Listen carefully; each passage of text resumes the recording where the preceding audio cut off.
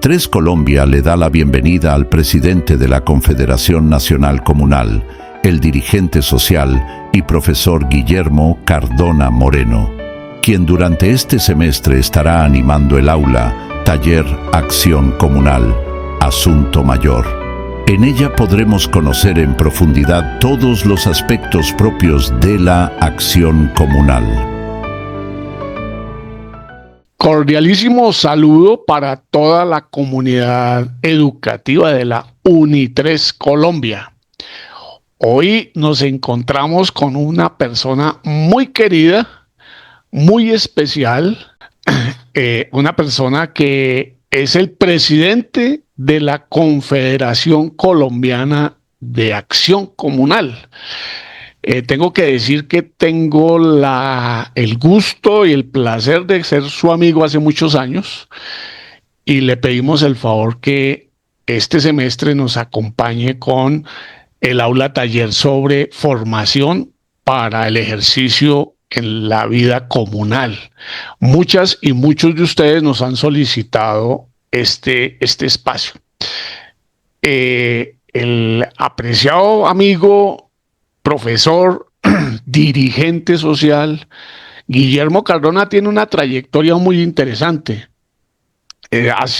Hoy es el presidente de la Confederación, pero ha sido fundador de la Confederación. Yo me acuerdo que también lo vi por allá organizando la Asociación de Juntas de Ciudad Bolívar y después la Federación de Bogotá hasta la Confederación Nacional, que fue en el año 1990 en el Congreso de Acción Comunal en la ciudad de Pereira. Por allá también estuvimos acompañando al movimiento comunal en compañía del profesor Guillermo Cardona. Él además jugó un papel muy interesante en el proceso de la Asamblea Nacional Constituyente. Él fue el jefe de archivo de actas y de la Asamblea Nacional Constituyente, que pues fue un proceso maratónico, y le tocó certificar el texto final de la Constitución de 1991.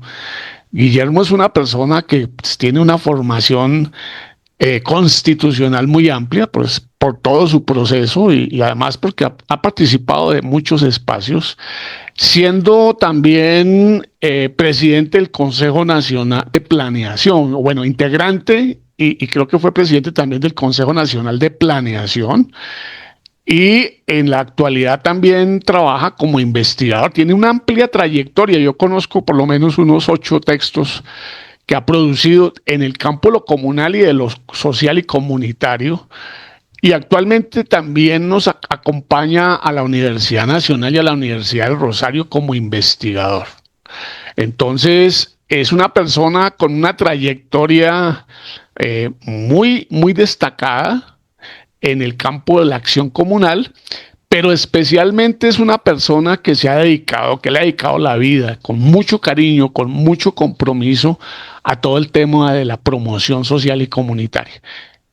Por eso lo hemos invitado a que nos acompañe en este espacio.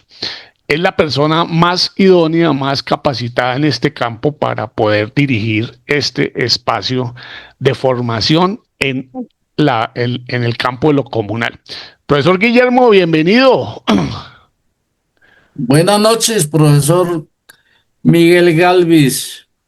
Tengo la fortuna de conocerlo desde que éramos chiquitos casi. Jóvenes. Bueno, jóvenes, Kennedy. no tanto. Sí, señor, claro que sí. Kennedy. Qué Sí, rico. muchas gracias por la invitación. Para hablar de la historia comunal se necesita bastante tiempo, pero vamos a ver en esta media hora cuánto podemos decir. En primer lugar, hay que diferenciar entre la acción comunal como concepto histórico y las juntas de acción comunal. La acción comunal como concepto histórico es un principio sociológico natural del ser humano. El ser humano es ante todo un ser social, comunal, comunitario, solidario, participativo. Las juntas de acción comunal son la organización que se construye en Colombia en nombre de ese concepto, de ese principio de lo común, de lo colectivo, de lo participativo, lo solidario. La acción común, por supuesto, que es la que construye la humanidad, la que garantiza la supervivencia de la humanidad. Es el principio social solidario. Se dice que el ser humano, ante todo, es un ser social. No se podría pensar un ser humano si no es en la relación con los demás. Lo que hace la gente, lo que hacen las personas, lo hace siempre en alguna relación. Lo que se consume porque otros lo produjeron, otros lo comercializaron, posiblemente otros lo transformaron también. Es muy difícil que un ser humano hoy en día pueda existir solo, aún en los lugares más remotos, aún nuestros campesinos más ermitaños, tienen que ver con esa relación con los demás. Por eso salen a hacer el mercado, a conseguir lo que ellos en efecto no son capaces de producir. En general, ese es el concepto de lo común, lo colectivo, lo solidario, para visibilizar un poquitico la importancia de este concepto. Hay que decir que la pasada pandemia del COVID-19 en Colombia, creeríamos quienes hemos tratado de analizar esta situación, por lo menos, el 30% de la población supervivió gracias a la solidaridad, principalmente a la solidaridad familiar. Mucha gente que se ve en dificultades, ¿a dónde acudió? A la familia, a la comunidad. Es decir, es el principio que en los momentos más críticos de la humanidad logra que ésta superviva. En las emergencias, por ejemplo, siempre que hay una emergencia, es esta actividad social solidaria la que permite salir en los momentos más críticos, más urgentes, inclusive hasta el salón comunal, la olla comunal, la participación. La contradicción histórica más grave de la humanidad hoy está justamente entre este ser social, solidario, comunitario por principio, versus unos grandes medios de comunicación que difunden el individualismo y el aislamiento, que quieren que las personas no se relacionen entre ellas. Esto es muy importante entenderlo hoy, porque quieren que las personas se relacionen es con el mercado a través del medio de comunicación. Por eso la publicidad y por eso lo que llama la sociedad de mercado. Hoy tenemos una situación muy grave en Colombia y en el mundo, y es que, digo yo, por lo menos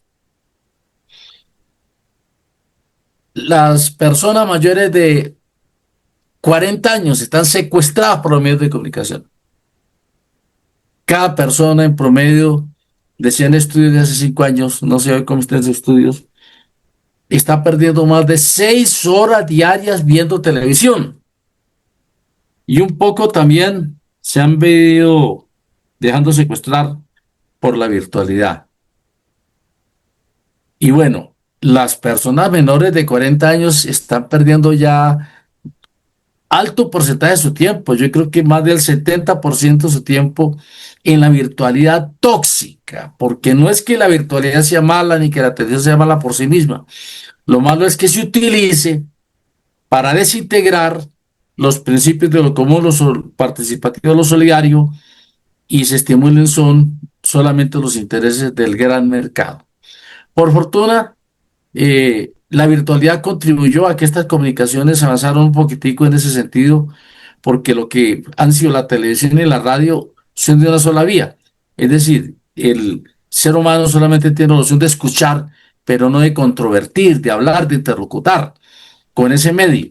En cambio, la virtualidad en parte tiene una ventaja, y es que pueden haber interlocuciones en alguna plataforma, en algunas redes, el caso del WhatsApp, el caso del Facebook, lo que permite que de alguna manera estemos en este momento comunicados, y no obstante, en la poca influencia y acceso que tiene la ciudadanía a estos medios, mire cómo ha contribuido a democratizar la vida nacional y también la vida mundial. Esa parte es importante tenerla bien clara. Este problema de secuestro de la mente humana por parte de la virtualidad en contra del principio fundamental, misional más importante del ser humano, como es lo común, lo colectivo, lo participativo, lo solidario, está llevando a la desintegración de la familia. Ya la familia no se reúne, no se encuentra. Antiguamente las casas tenían una salón circular, redondo, donde se veían las caras para comer. Esas salas han venido desapareciendo. Ya lo que está es una sala con un sillón y un televisor al frente. Entonces, cuando se encuentra la familia, ya ni siquiera se ven las caras para interlocutar, sino que comparten ese el control del televisor. Y bueno, y la virtualidad mucho más grave, porque ya llegan las personas a la casa, si podemos llamar hogar, no intercambian, no hablan, no se comunican, cada quien se encierra en su habitación o en su rincón, secuestrado por el celular, el celular. El impacto de este secuestro de la mente humana es muy grave hoy, repito. El nivel de desintegración de la familia es horroroso, que es el que explica los niveles de descomposición social, política, económica, en gran parte. Y claro, está llevando a la descomposición de la comunidad. Muchos analistas sobre los casos de las organizaciones en Colombia dicen es que hay una dirigencia social vieja que no quiere facilitar la participación. No, el problema de fondo es eso. El problema de fondo es cómo logramos entender que el problema más grave que tiene la humanidad en día es el secuestro de la mente humana por la virtualidad y cómo avanzamos en entender que es necesario recuperar eso, el encuentro, es decir, la manera de recuperar la familia y la comunidad es fortaleciendo el encuentro. Esto nos permitirá mirar un poco más adelante cuál es la perspectiva entonces de la Junta de Acción Comunal, una vez que hable un poquitico de la historia de la acción comunal. ¿Cómo es que nace entonces la acción comunal o la Junta de Acción Comunal en Colombia? Porque, repito, la acción comunal ha existido siempre. Tanto que nosotros decimos que al país lo construyó fue el trabajo comunal, la acción comunal. ¿Cómo es que nacen las juntas, que son otra cosa? Las juntas de acción comunal surgen por orientación de las Naciones Unidas en 1952, en Inglaterra, cuando surgen las Naciones Unidas. Entonces dicen los países, hay que encontrar una forma de controlar a los pueblos por vías no violentas, porque el horror de la guerra, ellos han dado secuelas muy profundas, y entonces se pensaron formas de controlar a los pueblos, porque siempre las grandes potencias lo que han pensado es controlar los pueblos del mundo, y dijeron, pero en este momento no puede ser la violencia porque la humanidad está totalmente desangrada. Entonces dijeron, inventémonos las formas de organización comunitaria. Es el concepto que surge de Inglaterra. A partir de ese concepto de Inglaterra, los países comienzan a asumir las políticas de desarrollo de la comunidad. Las primeras juntas de acción comunal inclusive surgen en estos antiguos países de la Mesopotamia, que hoy en día son muy conocidos desafortunadamente en medio del conflicto, como Irán, Irak, Afganistán, la India. En América Latina surgen juntas comunales en varios países, algunos se llaman así, en algunos se llaman juntas de vecinos, como en Costa Rica creo que se llaman juntas de acción comunal, como en Perú, en el mismo Venezuela. En Colombia las juntas de acción comunal son recomendadas entonces por la misión Lebret. La misión Lebret fue un gran investigador francés, economista, a quien se le recomendó dar unas orientaciones para el desarrollo económico del país, y él recomendó dentro de ese desarrollo económico descargarle responsabilidades del Estado a las juntas de acción comunal, la misión Lebret. Dando un salto muy grande, sigue avanzando la idea de las juntas de acción comunal, aparece la Facultad de Sociología en la Universidad Nacional, en cabeza de el sacerdote Camilo Torres Restrepo y el profesor, creo que arquitecto primero y sociólogo Orlando Falborda. Son ellos quienes fundan la Facultad de Sociología de la Universidad Nacional y le ponen como tarea a los estudiantes crear juntas de acción comunal. En efecto, en Bogotá se crearon las primeras juntas de acción comunal, se dice en los barrios Tungelito, San Benito, Meiser, San Carlos. Y paralelamente un poco, creo que después del 55, eh, el sociólogo y arquitecto, creo que contrataba más como arquitecto que como sociólogo creo que fue para la represa de la represa del Cícica. Orlando Falborda se traslada allí, conoce a las comunidades, se asienta un poco en un municipio allí cercano, Chocontá, y conoce una junta de vecinos. Se entusiasma con el tema, aporta mucho a esta junta de vecinos y entonces le llaman Junta de Acción Comunal. Es la que se considera como la primera Junta de Acción Comunal hasta ahora en los estudios.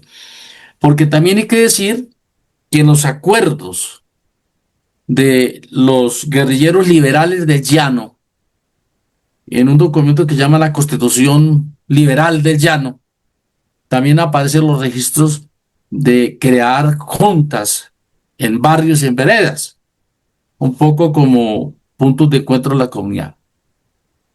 Viene luego el gobierno del presidente Alberto Lleras Camargo, en 1958.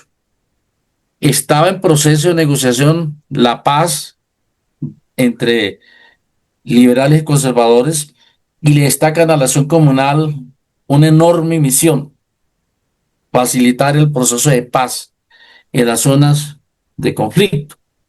Por eso de pronto las primeras juntas de acción comunal en Colombia, promovidas desde el gobierno, se encuentran en estas regiones, en el norte del Valle, en el Tolima, en el Huila, en los llanos.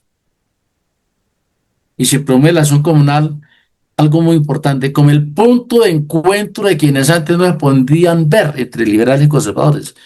Liberales y conservadores que se veían y se mataban por un trapo, rojo o azul. Pues el único lugar donde se podían encontrar era en la asamblea de la Junta Comunal, como una organización para deliberar sobre los problemas de la comunidad y encontrar soluciones. Esas juntas comunales son creadas entonces por la ley 1958. Realmente no es una ley comunal. La ley 1958 fue la primera ley orgánica de planeación en Colombia. Fue la ley que creó al Departamento Nacional de Planeación, creó a la ESAP, creó los COMPES, y en un articulito por allá, a 23 creo, un poco allí está, decía que facultes a la Junta de Acción Comunal para que ejerza funciones de control en los servicios públicos. Con esa frasecita se da entonces por creadas las Juntas de Acción Comunal. A partir de la ley 1958, y un poco en ese papel de factor de paz, avanza, yo diría, la etapa más brillante de la acción comunal, de la autogestión comunitaria. Yo en algunos títulos hablo de 4 de 5 etapas de la acción comunal, entre el 58 y diría el 75. Es una acción comunal autogestionaria, muy fortalecida en el trabajo comunitario, muy rica, porque hacía los bazares, hacía la rifa, las colectas, tenían cosechas. Las juntas comunales antiguas de esa época, y allí yo ya comienzo a recordar un poco porque que mi papá era presidente de una junta de acción comunal. Esa junta comunal, a cada finca, a cada familia, le pedía que le criara 2, 3 marranos, una vaca. Tenían juntas, las juntas comunales tenían finca, tenían, repito, cosechas, y destinaban entonces el día del trabajo comunal. Cuando había mucho trabajo comunal que realizar, el trabajo era todos los lunes: arreglar el camino, arreglar el centro de salud. ¿Por qué lo tenía que hacer eso comunal? Porque era un país en donde no había estado, no habían municipios. En esta época en Colombia creo que no habrían 300 municipios. Para llegar a donde hubiera alguna institución pública había que caminar días. Entonces todo tenía que hacerlo la comunidad. Por eso yo insisto en mis escritos que la acción comunal, aunque tu documento COPE 3155 reconoce que la acción comunal ha construido más del 30% de la infraestructura, yo digo no, mucho más, porque en esa época todo se hacía con trabajo comunal. Hoy los caminos, hoy, en el 2025, cuando desaparecen los recursos para apoyar los caminos verales intermunicipales, ¿quién los reconstruye? Acabo de responder un documento a semana en una crítica muy vulgar contra la acción comunal. Les digo es que la acción comunal mantiene hoy en día el 90% de los caminos, carreteras, veredales, barriales, ese es el trabajo comunal. Bueno, un poco esta historia en general.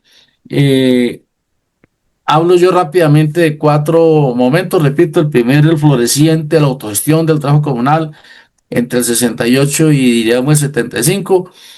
En el 68 se da un fenómeno muy grave para la acción comunal y la participación. Es que el presidente, ya en 1968, ya el presidente, el otro Lleras, Carlos Lleras Restrepo, con el acto legislativo número 1 del 68, negocia con el Congreso que le den facultades extraordinarias para el gobernador por periodo de 6 meses, expidiendo decretos leyes sin que funcionara el Congreso, sin que el Congreso expidiera normas, sino que las expedía por decretos leyes, a cambio de que el gobierno, los recursos que antes ejecutaba directamente la acción comunal de las comunidades, se convirtieran en auxilios. Un momento perverso para la acción comunal. Viene esta época que coge fuerza a partir de 1970, yo digo hasta 1990. Los asilos parlamentarios se convirtieron en un factor de corrupción. En el país habían muchas oficinas, no de acción comunal, sino de distribución de auxilios parlamentarios. Y en alto porcentaje se considera que un punto de partida de la corrupción fueron los auxilios, porque pareciera que los políticos se quedaban con alto porcentaje, con más del 50%. ¿Por qué se quedaban con un alto porcentaje? Porque si se quedara con alto porcentaje, con la mitad con que se quedara una junta comunal, una comunidad, hacía 3 veces más que lo que haría un particular. Entonces no era muy visible el impacto sobre la inversión pública, pero por supuesto que siempre todo el peso de las soluciones caía sobre la comunidad. Sin embargo, la gente mantenía la idea de que aunque se queden con algo, que nos den alguito, y con ese alguito que le daban, hacían enormes bellezas, como lo hacen hoy las juntas comunales con el trabajo comunitario, que nosotros hemos vuelto a llamar hoy en día como convenios solidarios. Viene, yo digo, una tercera etapa, que es la etapa de 1991 al 96. Y en esta etapa la acción comunal desaparece. ¿Por qué? Porque desaparecieron los auxilios. El artículo 355 de la Constitución eliminó los auxilios y dio día a la ley 80. Es decir, dijo, ya no más los recursos públicos se ejecutan directamente con las comunidades, los recursos públicos se ejecutan a través de contratos. Pero se inventó la clase política una ley a la que solamente podía acceder ella. Es decir, la clase política se inventó una ley para controlar ella la ejecución de recursos públicos y excluir a las comunidades. Ustedes pueden mirar las estadísticas. Cómo en Colombia, que tuvo un nivel de crecimiento económico campesino, principalmente, y algo urbano, muy acelerado entre 1900, una vez se logró resolver el conflicto de la violencia del 50, más o menos hasta el 80, tuvo un nivel de desarrollo importante por el trabajo comunitario, como a partir del 93 con la ley 80 disminuye, y cómo la corrupción en Colombia se dispara verticalmente en 1993 con la ley 80, porque en efecto fue la ley, para mí, de la corrupción. Esa ley, repito, monopolizó la ejecución de recursos con particulares y excluye a las comunidades. Quienes tenemos toda una vida de trabajo en este tema, iniciamos una lucha muy dura ya desde esta época. Ya veníamos creando como dice el profesor Miguel, las asociaciones. En efecto, la confederación la creamos, en mi caso, siendo presidente de la Asociación de Juntas de Ciudad Bolívar. Allá me conocí con usted, fue primero en Kennedy, profesor. En Kennedy creamos el Comité Cívico de Kennedy, que fue luego, que fue el punto de partida de la Asociación de Juntas de Kennedy. Como no habían asociaciones de juntas en Bogotá, yo lo que hice fue que me fui trasladando a localidades diferentes. Me trasladé también a Ciudad Bolívar, que era la de Kennedy. Nos fuimos a Usaquén un poco, reconstituimos la de allá.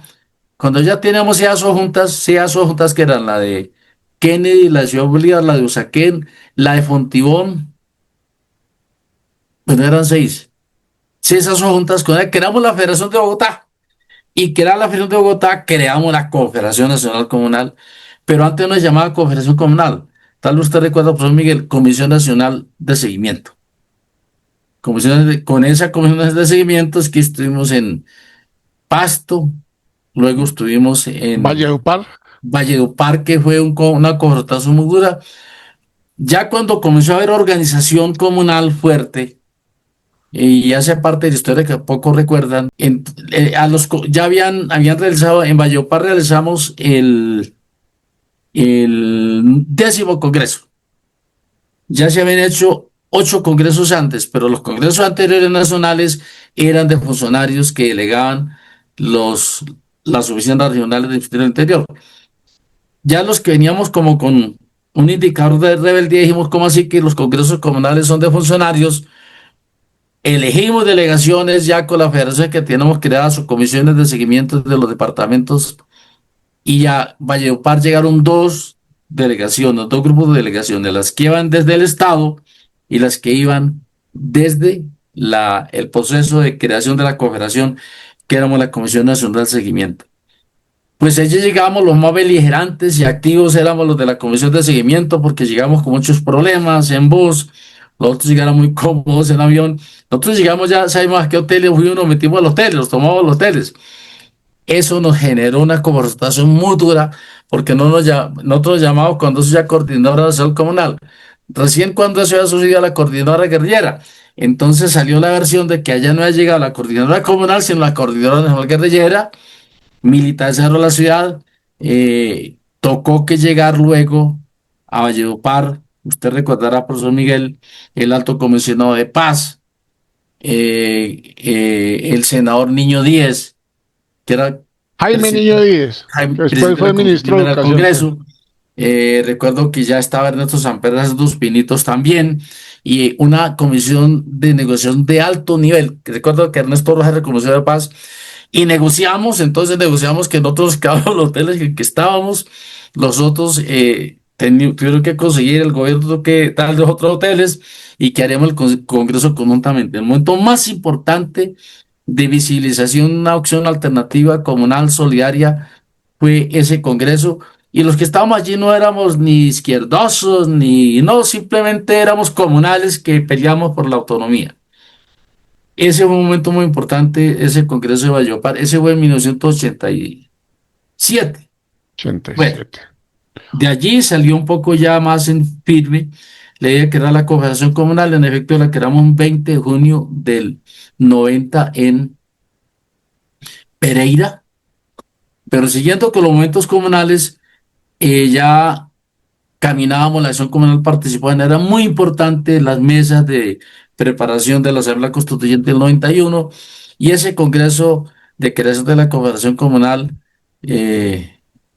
realmente funcionó en torno al tema de la Constituyente del 91, porque la acción comunal fue un actor muy importante en el proceso y por eso terminamos finalmente de alguna manera en esa Asamblea Nacional Constituyente jugando algún papel importante. Digamos creo que cuarta etapa de la acción comunal. Del 91 al 96 la acción comunal desaparece. ¿Por qué desaparece? Porque como les dije, entre el 70, cuando comenzó a tener impacto el acto legislativo número 1 del 68, en el 70 ya arrancó a tener ese impacto fuerte. Al 90 la acción comunal no era acción comunal y no eran oficinas de acción comunal, sino oficinas de auxilios parlamentarios. Cuando la Constitución acabó con los auxilios, todo el Estado acabó con las oficinas de acción comunal. Si miran los registros, las juntas de acción comunal entre el 91 al 98 ya no se registraban ante entidades de inspección contra la vigilancia, se registraban ante las cámaras de comercio y las oficinas desaparecieron. Recuerdo muy bien el Ministerio del Interior, que tenía más de 200 funcionarios regados por el país, quedó con un funcionario, William Gaitán, algunos lo recordarán, en el Ministerio del Interior. Esa acción comunal desapareció realmente en Colombia entre el 91 y el 96. Ya teníamos por fortuna creada la Confederación Comunal. Yo asumí la presidencia de esta Confederación Comunal. Hubo un presidente que no asumió, Juan de Dios Puerta, y yo me entendí muy bien con él y asumí porque se creó la Confederación de Estatutos, sacamos los estatutos y comenzamos a mirar qué hacer con la acción comunal. Como nadie daba nada por la acción comunal, eh, como confederación convoqué una jornada nacional de elección de juntas de acción comunal, porque no se elegían juntas comunales en el país. Jornada nacional que llevamos a cabo un 26 de abril del 96, sin apoyo del Estado. Es importante saber que el proceso de reconstrucción de la acción comunal ha sido un proceso autónomo, sin apoyo alguno del Estado. A quien reconozco mucho apoyo es Ariel Armel. Ariel Armel copió la idea, dijo: ¿cómo así que se va a caer la acción comunal? Yo ayudo. Por 3 meses estuvimos animando con boletines en el boletín del consumidor, por lo menos semanalmente, entusiasmando a la gente, hasta que por fin logramos que un 26 de abril se convocaran elecciones en un solo día. Antes no se hacía en un solo día. Esa fecha, un solo día, excusa, me la establecí yo, como presidente de la Confederación. Ya ese día logramos renovar en Colombia 39.000 juntas comunales con 1,5 millones de participantes. Por lo menos dijimos a recuperar la acción comunal. Yo en eso tengo que reconocerle a esos viejos comunales que añoraban su junta comunal y que asumieron el proceso en los municipios. No había libros. Como no había libros de afiliación, tocó inventarnos la idea que quedó vigente luego de la ley 743 y últimamente la ley 266, de que las personas se podían afiliar ante las personerías municipales. Simplemente expresaban su voluntad asociativa, registraban el, el, el interés de afiliarse a una junta comunal ante la personería y con ese documento sellado iban a la asamblea. Esta historia es bueno saberla y arrancó ya un nuevo proceso de la acción comunal. Ya un poco la gente se comenzó a interesar. Nosotros mismos, y yo no sé hoy en día si para bien o para mal, movimos un plebiscito nacional para que existieran entidades del Estado, promotorías comunales y entidades de inspección, control y vigilancia. Logramos un plebiscito nacional, más de 300.000 firmas. Finalmente, en el 98, con una ley de la República, logramos que el Estado asumiera nuevamente un compromiso con la acción comunal. Es bueno recordar en esta etapa, y en esta etapa, paralelamente, en mi caso, asumimos también la presidencia del Consejo Nacional de Planeación, creamos el sistema de planeación y seguimos vinculando mucho a la acción comunal a este tema, lo que hace que hoy en día la acción comunal sea la organización que en Colombia tiene más claro el concepto de planes de desarrollo y planeación participativa, pero de este tema habrá que hablar después, hablar más adelante. Algo importante en esta etapa de la acción comunal. En esa época eso ayudó mucho a animar el proceso comunal entre el 96 y no recuerdo bien, 98, 99, un programa de televisión en Señal Colombia que llamaba Acción Comunal en Marcha. Esto animó mucho el proceso de reconstrucción de la acción comunal, programa que nadie nos financiaba, que financiábamos casi yo del bolsillo, porque yo en esa época tenía la oportunidad de tener un buen trabajo, un buen ingreso con Naciones Unidas y con la ESAP. Nos pagaba muy bien por hacer talleres a las regiones sobre planes de esa planeación participativa y financiamos el programa con un periodista que no se olvidará, que llamaba Javier Alvarado. Con él hicimos ese proceso. Eso nos ayudó a algo también históricamente muy importante, y es que creamos el movimiento político comunal comunitario desde el 97. Con ese movimiento político comunal comunitario participamos por única vez, diría yo, en elecciones nacionales en el año 2000. Y con ese movimiento político comunal comunitario logramos en Colombia la segunda votación nacional en consejos. Tampoco lo conoce la historia y poco lo conocen los comunales. Logramos la primera votación en juntas administradoras locales. logramos 4 gobernadores, 2 directos, Huila y Caquetá, recuerdo muy bien, en Caquetá, Pablo Adriano, en el Huila, otro gobernador, Juan Cárdenas Chávez. Logramos un gobernador en Santander de coalición con el Partido Liberal y otro también con el Partido Liberal en Arauca. Fue una época brillante realmente de la acción comunal. Eh, Hasta aquí digamos un poco de historia hasta el año 2000. A partir del 2000, digamos, ¿cuál ha sido como lo más importante de la acción comunal? La acción comunal en torno a la formación, al estudio, al conocimiento, porque como se acabó la acción comunal como simple intermediaria de recursos públicos ante la clase política, la acción comunal tenía que meterse en torno al único factor que garantiza el fortalecimiento de una organización en Colombia y en el mundo, que es el conocimiento, el estudio. Entonces nos inventamos, y ya fue para el año primero, en el 2003, en el decreto 2350, artículo 32, el concepto de que el único que podía certificar la formación comunal era el organismo comunal, el organismo inmediatamente superior, porque entonces ya como se fortaleció la acción comunal, proceso que no le costó para nada a la clase política, pero está pendiente allí siempre, como alimañas, a ver cómo se apoderan de los procesos sociales.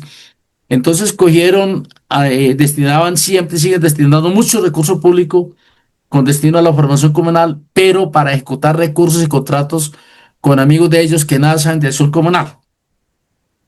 Por eso nosotros desde esa época dijimos, en el decreto 2350, que el único que puede impartir formación comunal y certificarla es el organismo comunal superior.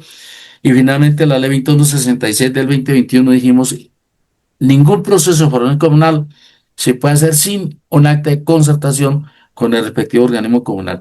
Yo creo que uno de los instrumentos legales más fuertes y concretos para ir reconstruyendo la acción comunal. Sin embargo, a pesar de que le dimos mucha fuerza al concepto de formación, nos generamos la escuela o la corriente pedagógica que salió finalmente aprobada en el Congreso de Villavicencio en el 2004, corriente pedagógica de la que lo que quedó principalmente fue el programa Formación de Formadores, pero que realmente tenía 3 conceptos. Y es lo que de alguna manera ha seguido dinamizando el proceso de reconstrucción de la acción comunal. Sin embargo, no ha sido fácil que la acción comunal se libere de la atadura de la clase política que que la usó como instrumento, repito, entre el 70 y el 91 por causa de los asilos parlamentarios. Quedó en la mente muchos comunales casi que con una concepción genética de que la razón de esa relación comunal era tramitar auxilios y apoyos desde el Estado, perdiéndose el concepto en gran parte de que la acción comunal tiene que ser reconstructora de comunidad, lo que insistimos hoy en torno a familia, comunidad y sociedad. Bueno, habría mucho que decir, no sé cómo estamos de tiempo, pero yo no quería como decir algo así fundamental ya finalmente. En este momento, volvimos a la presidencia de la Confederación Comunal. Yo estuve mucho tiempo por fuera de los cargos de dirección, más de 23 años creo, desde que dejé la presidencia por renuncia. Estaba muy cansado, tenía la presidencia de la Confederación Comunal, el Consejo Nacional de Planeación, Movimiento Comunal Comunitario. Dije, no, vamos a descansar, y también por compromisos familiares, pues era lo mejor dedicar un poquitico más de tiempo a la familia y bueno, y sobre todo porque el problema del aval de candidatos en el 2000 me trajo muchas dificultades. ¿Por qué? Porque yo escribí a los candidatos de cerca de 50 municipios en zonas de conflicto. ¿Por qué los escribí? Porque en esas zonas de conflicto las guerrillas no dejaban que ningún partido avalara candidatos. Como teníamos movimiento comunal comunitario, los comunales de los municipios se impusieron a un sobre el actor armado, diciendo, no señores, aquí vamos a reconstituir la institucionalidad, el consejo, la asamblea, la alcaldía. Yo les dije, yo les doy el aval, siempre y cuando me traigan un acta que la decisión la tomaron en asamblea. Así se logró. Si usted mira los registros del año 2000, todos los candidatos de la zona del despeje en efecto la avalé yo. Pero eso y los otros de otras regiones me trajeron muchos compliques, eh, que yo supuestamente había trabajado allí como auxiliar de los grupos armados. No, jamás, jamás. Yo he militado en nada diferente a la acción comunal, salvo cuando fundé el Movimiento Comunal Comunitario y lo presidí. Y eso me llevó a que por varios años, casi hasta el 2009-10, andara defendiéndome de las acusaciones de esos grupos. Me defendí del Consejo Electoral, porque un magistrado ponente, no se me olvida nunca, Marco Tulio Gutiérrez, dijo eso, dijo, pues es que si por el contrario la acción comunal lo que hizo es ayudar a reconstruir la institucionalidad en el país, como lo hace hoy. Es decir, hoy en día el 65% de los elegidos cabalgan sobre la acción comunal, no tienen estructuras electorales porque usan a la acción comunal, no hacen nada para que reconstruyan ni se fortalezca, pero la usan. En esa época, el Consejo Electoral me dio ese enorme apoyo ante el debate con la Fiscalía, eso me ayudó en la Fiscalía. Finalmente la Fiscalía no encontró mérito como para seguir un proceso, pero grupos eh, oscuros, diría, sí siguieron pues en el proceso que me llevó a tener que bajar un poquitico la guardia y meterme más bien en el tema de los derechos humanos, tema en el que de alguna manera se jugó un papel importante. ¿Cuál es la perspectiva hoy de la acción comunal un poco que venimos planteando? El, Hoy nadie en Colombia tiene una cultura de la planeación participativa tan acentrada que hace parte de su lenguaje cotidiano como la acción comunal. Solamente les pongo un ejemplo. En el año 2024 logramos que en más de 300 municipios, asociaciones de juntas comunales hicieran firmar actas de compromiso de los candidatos, actas de compromiso con sus planes de desarrollo.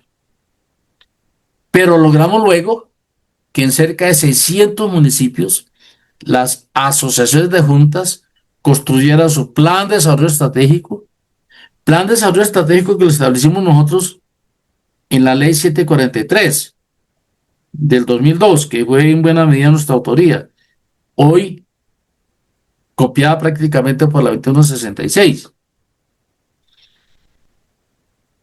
Vale la pena hablar de pronto sobre la historia de este tema de los planes de desarrollo, el planeación participativo. Pocos en Colombia tienen la cultura hoy en día que poco a poco, ya menos fuerte, pero la va asimilando, que el concepto de planes de desarrollo de convenios solidarios, de una forma diferente de ejecutar recursos públicos desde el Estado, porque hasta hace muy poquitico la idea era que la única manera de ejecutar recursos era la ley 80, excluyendo a las comunidades. En eso hemos avanzado enormemente, es decir, ¿y en qué estamos avanzando hoy en día como confederación? En que la acción comunal tiene que dar un enorme salto, porque en alto porcentaje sigue creyendo que su razón de ser es la relación con la clase política y con el Estado. No es un pecado tener relaciones con la clase política ni con el Estado, pero hay que ejercer y mantener relaciones a partir de los derechos y a partir del plan de desarrollo, que sigue siendo todavía un niño muy pequeñito, pero tiene que fortalecerse. Pero también estamos diciendo que la acción comunal tiene que dar un enorme salto de esa relación simple y utilitarista que tienen todos los actores de poder en Colombia, legales y ilegales, usan a la acción comunal, no para apoyarla, sino, repito, para beneficiarse de ella. La acción comunal tiene que dar un salto a ser una constructora de comunidad y reconstructora de familia. Porque esa es su naturaleza. Primero, porque la convivencia se construye allí, en el encuentro en torno a la familia y la comunidad. Ya es un lugar común insistir en que las juntas comunales se reúnen por lo menos cada mes en torno a la actividad lúdica, cultural, recreativa. ¿Por qué? Para que la gente se encuentre, se vea. Esa es la verdadera comunidad, encontrarse, ser más amigos, reconstruir el encuentro perdido por desfortuna, por los grandes medios, como ya dijimos, de comunicación, tanto televisión como la virtualidad. Es urgente hoy en día reconstruir el encuentro en familia y en comunidad. Es decir, son dos factores imprescindibles para una sociedad, los núcleos fundamentales, familia y comunidad. ¿En torno a qué se reconstruye familia y comunidad? El encuentro. La reunión en torno a los cumpleaños, decimos, la reunión en torno a la celebración de fechas importantes de la madre, del padre, de la familia, la reunión en torno a una lectura, a un estudio, que es legal, puede convocarse porque es que desafortunadamente la clase política la ha inducido la falsa idea que el único objetivo de la acción comunal es tramitar arena y cemento y obras, y le ha quitado a la acción comunal la idea que la acción comunal es para construir comunidad en torno a aquel encuentro. Entonces es perfectamente legal y legítimo convocar reuniones de encuentro, la olla comunal, el paseo, la recreación. ¿Por qué? Porque eso fortalece la comunidad y fortalece la familia. Básicamente, ese es un objetivo sustancial, histórico, imprescindible de la acción comunal. Un segundo objetivo clarísimo para la acción comunal, y este tema que le digo es el primer punto en nuestros planes de desarrollo estratégicos. Nosotros decimos, si no reconstruimos familia y comunidad, ¿para qué sociedad? Más importante inclusive que el ambiente. Claro, el segundo punto es el ambiente. Estamos allí diciendo, la acción comunal, de hecho, la acción comunal es la organización que más hace por el ambiente en el país de manera silenciosa y cotidiana. Pero hay que hacer de este un propósito más social y político, por la recuperación de las cuencas de ríos y quebradas, por impedir que Colombia se siga convirtiendo en un desierto. Colombia camina a un desierto en la Amazonía, en el Piemonte Llanero, en en los valles de los ríos Cauca, Sinú, San Jorge, Magdalena, en los valles de las costas, pues se están convirtiendo en un desierto por el braquiaria, un pasto artificial de la Monsantos entre brasilera y alemana, que no dejan hacer nada. Es el que están utilizando ahora cuando deforestan la Amazonía, lo riegan y a los 3 meses ya tienen enormes pastales para cultivar ganado. Pero cuando ese pasto no nace, en 20 años, ¿qué queda allí? Desierto. Por eso estamos diciendo también, junto con el tema ambiental, es imprescindible avanzar hacia un plan de desarrollo estratégico que le garantice futuro a las nuevas generaciones. Y por eso nosotros, nadie en Colombia tiene la cultura de la planeación estratégica como nosotros. Venimos trabajando mucho tiempo la idea de un referendo constituyente en el que por lo menos la mitad sean jóvenes menores de 35 años que construyan su futuro. Que el problema es que el futuro de la nueva generación en Colombia hoy en día se lo están construyendo son los viejos. Decimos, la acción comunal tiene que asumir, y poco a poco se va entendiendo. En muchos comunales que a veces, que en alto porcentaje solamente miran lo de ellos, lo inmediato, la arena del cemento, tienen que ir entendiendo y van entendiendo que el reto es histórico a futuro, y por eso el tema de planeación participativa, repito, como ninguna organización, nadie, ni ninguna organización ni social ni política tiene el avance tan profundo que tiene la acción comunal en el tema de planeación participativa. De hecho, estamos avanzando y asesorando a regiones enteras de conflicto en planes estratégicos de desarrollo, hoy como la región del Catatumbo, como la región de conflicto en el Cauca, como en Antioquia, en el occidente antioqueño, como en la Magdalena Medio, porque le estamos diciendo es que el futuro hay que construirlo en torno a un propósito de futuro colectivo, construido por la gente. ¿Cuál es el propósito futuro? Plan de desarrollo.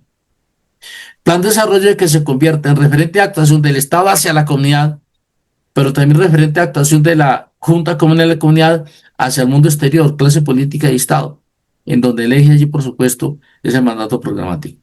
Bueno, un tercer eje allí, un tercer eje, por supuesto, es el tema de soberanía alimentaria. Estamos insistiendo en que hay que volver a los municipios con el concepto de zonas de desarrollo industrial.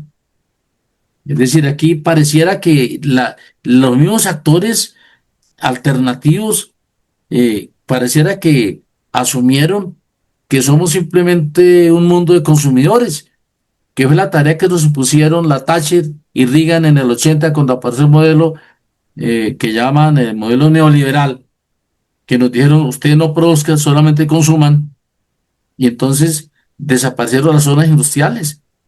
Hoy estamos diciendo en esos planes de desarrollo un tema esencial son zonas de desarrollo industrial en los municipios, que el municipio tenga unos grandes espacios para que los productores paguen bajas tarifas de servicios públicos, paguen bajos impuestos, hayan en esos bancos de herramientas y proyectos que apoyen a la gente, que las secretarías de desarrollo económico, si no existen, se creen, pero funcionen en estos sitios apoyando a la gente a comercializar, a producir.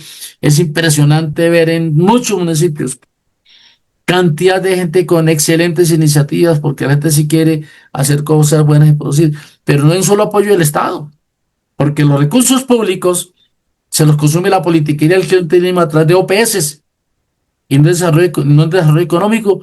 Ese es otro tema esencial que hay que plantear. Estamos diciendo que un quinto eje del plan de desarrollo comunal tiene que ser una sociedad de derechos. Sí, hay un gran avance conceptual en la Constitución del 91 en materia de derechos. Hay un gran avance conceptual en nuestras leyes comunales en materia de derechos, pero no hay una cultura ciudadana sobre los derechos.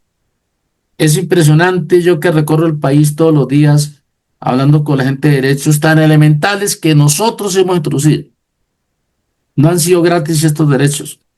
Por ejemplo, que toda política, programa, proyecto con destino a una comunidad debe concertarse con ella. Cuando uno le dice a la gente, ¿cómo tenemos ese derecho? Sí lo tienen. ¿Por qué no lo ejercen? ¿O por qué no ejercen el derecho de petición? Ahí es que el alcalde se pone bravo. Seguimos, es decir, a pesar de un enorme catálogo de derechos en la Constitución y en las leyes, tenemos todavía una conciencia en materia de derechos, una conciencia, diría yo, colonial, de que somos simplemente unos sirvientes de la clase política, en general, de los poderes. Eso implica mucho trabajo, mucha insistencia en el tema de cultura ciudadana. Y por eso el 80%, insisto yo, del trabajo de un organismo comunal debe ser formación ciudadana en sus derechos. Tenemos una sociedad totalmente apabullada por los grandes medios, diciéndole ustedes solamente tienen un derecho, el de hacer caso. Y muchos se lo creen. Tan grave es esa situación que en el caso comunal, por ejemplo, llega un funcionario y lo que diga el funcionario es la ley. Yo le digo a la gente, no, la ley es la ley. La ley es la Constitución, la norma. Verifique la norma. Pero los funcionarios saben de ese nivel de cultura ciudadana todavía tan bajo en materia de sus derechos y de dignidad que abusan del poder. Entonces, yo no olvido una frase de alguien que me decía, es que cuando yo llegué al cargo yo no tenía ni idea de acción comunal. Me dijo el gran jefe, vaya mañana a atender una asamblea en Ciudad Bolívar. Y le dije, señor, pero yo me acabo de posesionar y yo no tengo ni idea de acción comunal. Y yo no, tranquilo, vaya y diga lo que diga, que allá lo que usted diga es la ley. ¿Por qué? Porque usted es funcionario. Todavía seguimos en ese estado. Es decir, que nuestra dirigencia poco a poco avanza. No es fácil, los avances culturales no son fáciles, pero poco a poco estamos avanzando en eso. Bueno, finalmente, digamos, en esta parte, los retos hoy de la acción comunal, yo insisto, el principal reto de la acción comunal es ser una gran reconstructora de sociedad, de familia y comunidad en torno al encuentro, porque hay que reconstruir confianza, porque hay que construir convivencia. El problema principal de la violencia en Colombia no es la armada de los grupos armados contra el Estado. Al Estado le preocupa mucho porque atenta contra sus poderes, pero la violencia más grave en Colombia es la violencia social, ciudadana, y esa violencia se resuelve por la vía de la convivencia que tiene que ayudar a construir la organización, la ciudadanía, la acción comunal.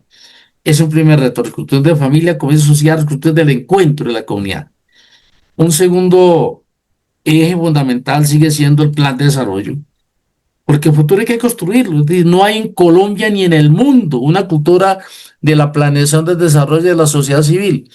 Existe una cultura de la planeación estratégica de los grandes capitales que son los que nos planifican todo el tiempo y nos usan, pero la sociedad no ha entendido que tiene que construir un plan de desarrollo y es un concepto en el que está tan atrasada la sociedad como los mismos llamados partidos políticos, aún los llamados alternativos, no tienen cultura de la planeación. Yo estoy cansado de invitarlos a los procesos de planes de desarrollo de los territorios y no asisten porque siguieron el puro activismo y el discurso, pero tal vez con buenas razones, pero no construyendo, si no construimos el futuro, de mediano y largo plazo no hay futuro. Es decir, el futuro no lo va a traer el gran capital. Los grandes males de la humanidad hoy en día tienen que ver que la sociedad no ha entendido que ella es la que tiene la responsabilidad de construir el futuro. Podemos echarle culpas a muchos responsables, el gran capital, los políticos, pero parte de la culpa es nuestra también por la indiferencia y por la ingenuidad de creer que los grandes poderes nos van a resolver los problemas. No, los grandes poderes son los responsables de los problemas. Si la sociedad no se organiza, no avanza. Ese es el sentido comunal. Estamos ganando en estos días una lucha histórica, para mí una lucha histórica de mucho tiempo, como les dije hace un rato, de los convenios solidarios, porque cuando aparece la ley 80, desde esa época, y cuando arranqué yo a elaborar la ley 743, ya presidente de la Conferencia Comunal, en esa ley metí un capítulo sobre convenios solidarios. Por supuesto que el Congreso no la aprobó, porque esos convenios solidarios eran un enemigo de la contratación privada de los ley 80. Luego introdujimos por fuera ese proyecto de ley al Congreso, nunca pasó. Finalmente metimos el concepto de convenio solidario de la ley 1551 y miren la cantidad de enemigos que han tenido los convenios solidarios. Son los grandes poderes. Aquí ha tocado pelear con los grandes poderes, comenzando por los grandes medios que satanizan los convenios solidarios. Durante este gobierno del presidente Petro, los convenios fueron congelados porque hubo sentencias del Consejo de Estado con medidas cautelares diciendo los convenios quedan en stand-by. Seguimos la lucha, internamente no se venía comprendiendo bien el tema. Finalmente logramos ganar el debate de la Corte Constitucional con la sentencia C265 del 25 de junio del 2025. Estuvo fresquito, hace menos de un mes, que la Corte Constitucional por fin dice, ¿cómo así que los convenios, y por qué lo demandaban? Porque como los convenios solidarios son la forma de complementar el recurso público con el trabajo comunal, o al contrario, el Estado llega a la comunidad, mire qué propuesta tiene su plan de desarrollo y cómo lo puede complementar a partir del trabajo de la comunidad, que es como la acción comunal ha construido este país. Esos son los convenios, y en efecto, por esa vía, las comunidades garantizan que se rendir por lo menos 3 veces más el recurso público. Y entonces, lo que decíamos en la ley 1551 es que los convenios solidarios se pueden asignar de manera directa, sin concurso de méritos. Con ese concepto, entonces, Sociedad Colombiana de Ingenieros, los grandes constructores del país, la gran clase política, denunció todo el tiempo los convenios solidarios. Los tuvieron, repito, a este gobierno le causaron un enorme perjuicio porque la idea en un comienzo del presidente sí era ejecutar recursos con la Junta de Acción Comunal, pero por supuesto que lo bloquearon totalmente. Vinieron las demandas, llegó el proceso a la Corte Constitucional. ¿Y qué dijo la Corte Constitucional con la sentencia C265 del 2025? Que es que las comunidades también tienen derecho a ejecutar recursos públicos, porque todo el alegato ha sido que es que las comunidades son atrasadas, que son ignorantes, que no saben, pero los particulares que tienen los contratos, ¿con quién los ejecuta? Pues con las comunidades. A veces ni van a la obra, son los propios maestros de construcción que son de la comunidad los que ejecutan el recurso.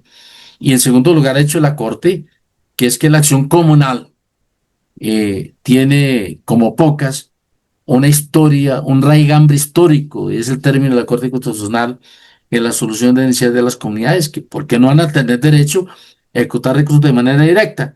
Deja en firme entonces la Corte los convenios solidarios de la mínima cuantía, de la ley que es 51 y de la menor cuantía también de la ley 2166, artículo 95. Bueno, creo, profesor, que sería suficiente, no sé si fue mucho tiempo, pero no me pregunta nada. No, no, excelente. Yo creo que tenemos ya una visión histórica, cómo ha sido el proceso, pero además porque usted la ha vivido, le ha tocado estar presente y ha sido un actor importante, decisivo en este proceso.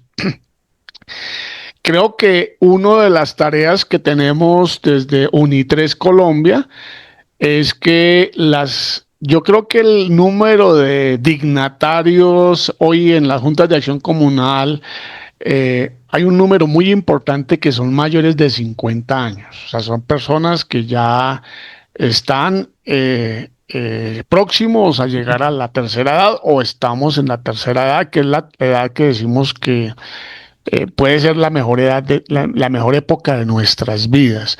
Una de las cosas claves que ha planteado el profesor Guillermo es que pues solitos no podemos ejercer nuestros derechos.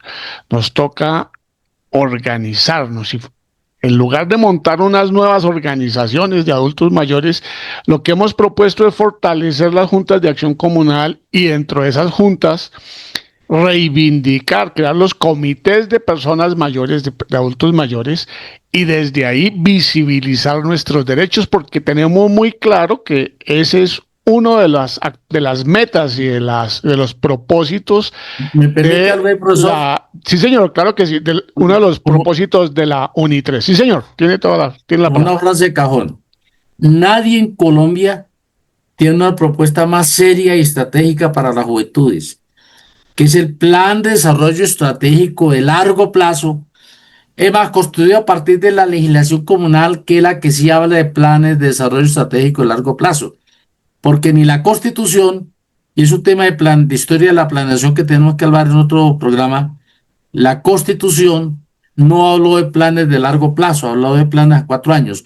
Nosotros sí metimos en la ley, y si me excusa, yo metí en la ley 743, que fui el autor original, artículo 43, el concepto de plan de desarrollo estratégico, repetido con más fuerza en la 2166. Para ello estamos diciendo es imprescindible avanzar hacia ese plan y es un propósito estratégico hoy para nosotros y para mí. Primero pongo de presente eso porque lo más importante, por supuesto, que es la juventud, pero también con una enorme valoración por los viejos, que son los que hoy tienen que mantener vivas estas ideas, que tienen una enorme formación histórica como su señoría, ¿sí? En sociología, en historia, y que son los que hoy en día entendemos la importancia de la organización, porque a los jóvenes se les ha arrebatado el concepto y el derecho de entender que es muy importante organizarse. Y hoy en día, ¿por qué la mayoría de las personas que están en la acción comunal son personas adultas? Porque vienen de la vieja formación y de la vieja escuela, en donde se aprendió matemáticas a partir de la lógica matemática que se aprendía con cosas de la vida real. Las nuevas generaciones las indujeron con la matemática de conjuntos que era necesaria para proyectar el mundo de la virtualidad, es cierto, pero que no había por qué eliminar totalmente la lógica matemática, porque la lógica matemática es la que permite establecer relación pasado, presente y futuro, causa-efecto. Las nuevas generaciones son formadas en la matemática de conjuntos que viven un presente, pero poco tienen comprensión y compromiso pasado, presente y futuro. Entonces, un enorme aprecio y valoración por estas nuevas generaciones y una invitación a que el reto es grande. Y el reto de articulación con las nuevas generaciones creo que en este momento es nuestra propuesta de plan de desarrollo estratégico. Gracias, profesor Miguel. No, señor, a usted muy amable. Bueno, yo creo que hoy, como un abrebocas a este tema, ha sido estupenda esa narración que nos ha hecho el presidente de la Confederación Colombiana de Juntas de Acción Comunal, profesor Guillermo Cardona. Creo que existe un gran interés en muchos temas. De hecho, pues en UNI3 hay muchos dirigentes comunales que están participando del proceso. Ahorita no solamente traigo a la memoria, por ejemplo, a don Emiliano Sáenz, que es uno de los fundadores de UNI3. Él hace parte del movimiento comunal en la localidad de Fontibón. Y en cada una de las veredas, la Junta de Acción Comunal juega un papel fundamental. Entonces, en ese espacio vamos a empezar a impulsar el tema de los comités. Dentro de los comités, un comité de personas mayores que se va a encargar de promover los derechos de las personas mayores a la luz de la Convención Interamericana de Protección de los Derechos Humanos. En otro espacio, pues estamos trabajando el tema de los derechos de las personas mayores. Uno de los derechos es el derecho a la organización, a que nos consulten también las decisiones que nos afectan, porque no es que el Estado tome decisiones los funcionarios, sino que cada decisión que nos afecta tiene que ser consultada con los sujetos beneficiarios de esa acción afirmativa o del ejercicio de ese derecho.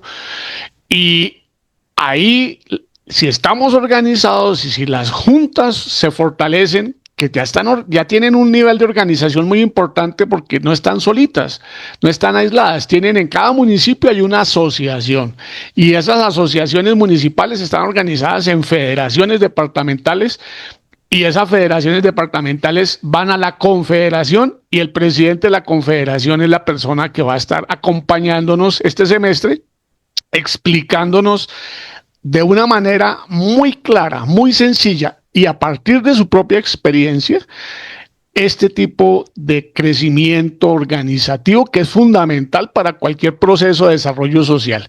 No podemos pensar que el desarrollo va a llegar cada quien pensando que se va a salvar solito. No, necesitamos mirar en el barrio el tema de la seguridad, de la convivencia, de los temas ambientales y los derechos de las personas mayores. Ahora ya los parques no están tan llenos de niños como de pronto de personas adultas mayores. Necesitamos espacios, necesitamos infraestructura para los adultos mayores y qué mejor que hacerlo desde la organización comunal.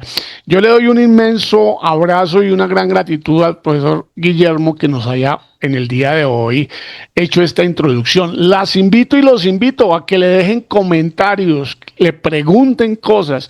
Dentro de la sección de cada semana vamos a dejar un capitulito sobre preguntas y el profesor Guillermo va a ir respondiendo esas preguntas, esas inquietudes. Entonces, no sé, profe, muchas gracias. Ya damos por instalado e iniciado nuestra aula taller sobre la acción comunal en el siglo XXI. El ejercicio a partir del ejercicio de nuestros derechos como personas mayores, como dinamizadores, obviamente en un diálogo intergeneracional y ojalá muchos jóvenes tomen la decisión también de participar en las juntas de acción comunal como nos lo plantea el profesor Guillermo. Profesor Guillermo, ¿cómo es su despedida? No, muy amables. Decirles que al contrario de lo que algunos dicen o creen, y difunden en sus medios perversos, la única opción de la humanidad, de la sociedad, es la organización. Hoy en día, ya cerca de un 70% de personas en Colombia viven de la informalidad. Y la manera de reconstruir el trabajo digno y decente no es otra que la organización en torno a los conceptos de economía solidaria. Y la economía solidaria solamente prosperará si entre las personas se rompe el celo, se rompe la desconfianza. Y eso solamente se rompe construyendo confianza. ¿En torno a qué? Al encuentro. Ese es un concepto que hay que trabajar todo el tiempo. Fortalecer el encuentro, primero para mejorar la convivencia, pero también para construir condiciones económicas de supervivencia y también, por supuesto, para acceder unidos colectivamente en torno a la planeación participativa hacia el Estado y hacia los procesos electorales. Ya la sociedad no puede ser siendo un simple instrumento de los intereses oscuros y perversos de los grandes poderosos, sino que la sociedad no tiene otra opción si quiere seguir superviviendo que esta ruta que estamos planteando. Muchas gracias y qué grato trabajar un tiempo con su señoría, profesor Miguel. No, Muy a amable. usted, muy amable y muchas gracias a todas y todos. Les, por favor, un saludo muy especial en los comentarios al profesor Guillermo Cardona, presidente nacional de la Confederación Nacional Comunal, que nos va a estar acompañando este semestre. Para todas y todos, una feliz noche. Muy amable.